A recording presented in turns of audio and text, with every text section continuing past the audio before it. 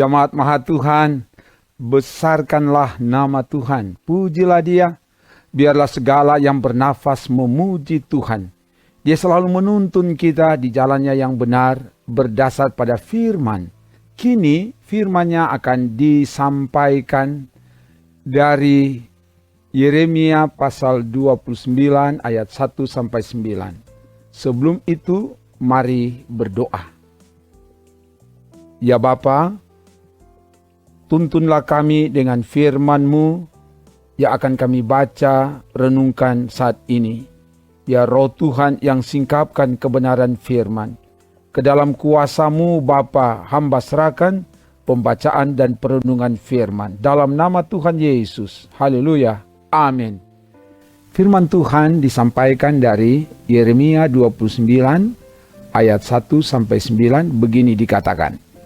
Beginilah bunyi surat yang dikirim oleh Nabi Yeremia dari Yerusalem kepada tua-tua di antara orang buangan, kepada imam-imam, kepada nabi-nabi, dan kepada seluruh rakyat yang telah diangkut ke dalam pembuangan oleh Nebukadnezar dari Yerusalem ke Babel.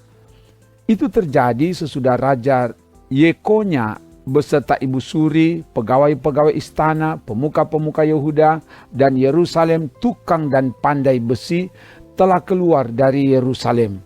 Surat itu dikirim dengan perantaran Elasa bin Safan dan Gemaria bin Hilkiah yang diutus oleh Sedekia, Raja Yehuda, ke Babel kepada Nebukadnezar, Raja Babel. Bunyinya, beginilah firman Tuhan semesta alam, Allah Israel, kepada semua orang buangan yang diangkut ke dalam pembuangan dari Yerusalem ke Babel. Dirikanlah rumah untuk kamu diami, buatlah kebun untuk kamu nikmati hasilnya, ambillah istri untuk memperanakkan anak laki-laki dan perempuan, ambilkanlah istri bagi anakmu laki-laki dan carikanlah suami bagi anakmu perempuan, supaya mereka melahirkan anak laki-laki dan perempuan, agar di sana kamu bertambah banyak dan jangan berkurang. Usahakanlah kesejahteraan kota kemana kamu aku buang, dan berdoalah untuk kota itu kepada Tuhan, sebab kesejahteraannya adalah kesejahteraanmu. Sungguh, beginilah firman Tuhan semesta alam, Allah Israel, janganlah kamu diperdayakan oleh nabi-nabimu yang ada di tengah-tengahmu dan oleh juru-juru tenungmu, dan janganlah kamu dengarkan mimpi-mimpi yang mereka mimpikan, sebab mereka bernubuat palsu kepadamu demi namaku. Aku tidak mengutus mereka, demikianlah firman Tuhan. Demikian bacaan firman Tuhan. Jemaat Maha Tuhan, Nabi Yeremia, anak Imam Hilkiah yang berada di Yerusalem, dia tidak diangkut dibuang ke Babel. Ia dipakai oleh Tuhan untuk memberi penguatan, semangat dan dorongan kepada saudara-saudara sebangsanya, yaitu para tua-tua, imam-imam, nabi-nabi, Raja Yekonya, ibu suri, pegawai istana, tukang pandai besi, dan seluruh rakyat yang berada dalam pembuangan di Babel, dengan cara mengirimkan surat melalui perantaraan Elasa bin Safan dan Gemaria bin Hilkiah yang diutus oleh Raja Sedekia, Raja Yehuda, ke Babel kepada Nebukadnezar, Raja Babel. Ayat 1-3. Sekalipun umat Israel berada dalam pembuangan di Babel akibat dari dosa mereka kepada Tuhan, namun Tuhan tetap mengingat, mengasihani, menuntun, dan memelihara dengan firman-Nya yang disampaikan melalui Nabi Yeremia. Ayat 4. Firman yang disampaikan ditulis dalam surat yang isinya, dirikanlah rumah untuk kamu diami, buatlah kebun untuk kamu nikmati hasilnya. Ayat 5. Ini menyangkut kebutuhan pokok umat, yaitu papan dan pangan, tempat tinggal dan makanan. Sekalipun sebagai tawanan, Allah tetap peduli untuk memenuhi kebutuhan jasmani umatnya. Sekalipun berada dalam pembuangan, Allah tetap memelihara dan memperhatikan keberlangsungan hidup umatnya. Umat diajak untuk melanjutkan keturunan supaya bertambah banyak dan tidak berkurang dengan mengambilkan istri atau suami bagi anak laki-laki dan perempuan supaya mereka melahirkan anak-anak. Ayat 6. Doakan dan usahakanlah kesejahteraan kota Babel, tempat di mana mereka ditawan. Ayat 7. Umat harus mendoakan Babel. Ini perintah yang luar biasa. Mendoakan bangsa yang menindas, menyiksa, bahkan menghancurkan bait Allah. Doa bukan hanya terarah ke dalam, tapi harus tertuju keluar. Mendoakan musuh sekalipun, mendoakan orang yang menganiaya kita. Inilah ajaran Yesus. Kita diperintahkan agar berbuat baik kepada semua orang, termasuk orang yang menjahati kita. Kita diajak agar bekerja keras, mengusahakan kesejahteraan kota, sebab kesejahteraannya adalah kesejahteraan kita juga. Umat diingatkan agar tetap berpegang pada kebenaran yang bersumber dari Tuhan. Tidak diperdaya oleh nubuat mimpi-mimpi palsu yang disampaikan oleh nabi-nabi, para petenung, juru mimpi dengan memakai nama Tuhan. Sebab Tuhan tidak mengutus mereka. Ayat 8 dan 9. Di tengah situasi sulit, berada dalam pembuangan, umat Israel sangat berharap akan pembebasan segera terjadi.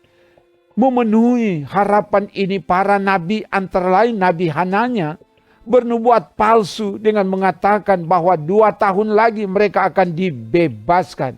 Nanti lihat Yeremia 28 ayat 11. Padahal berita itu bukan dari Tuhan. Berita yang sesungguhnya dari Tuhan adalah mereka akan dibebaskan apabila sudah genap 70 tahun. Yeremia 29 ayat 10. Karena Nabi Hananya bernubuat palsu, maka Tuhan menghukum sehingga ia mati. Yeremia 29 ayat 17. Jemaat Maha Tuhan, dari bagian firman ini kita belajar bahwa manakala umatnya tidak taat, umatnya melakukan kejahatan, maka Tuhan dapat memakai siapa saja. Dalam hal ini bangsa Babel untuk menghukum. Di balik hukuman ada kasih yang amat dalam. Firman Tuhan katakan dalam Wahyu 3 ayat 19, barang siapa kukasihi, ia kutegur dan kuhajar.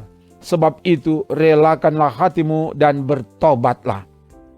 Kasih, pemeliharaan, dan kepedulian Allah kepada umatnya dinyatakan ketika dalam keadaan terpuruk, terbelenggu, tertawan, tersiksa, tersakiti, tertekan, teraniaya, termarginal, miskin dan papa.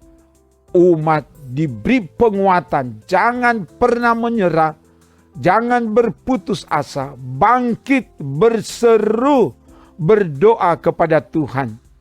Jadikan doa sebagai kekuatan untuk keluar dari keterpurukan dan tampil sebagai pemenang, bahkan lebih dari pemenang.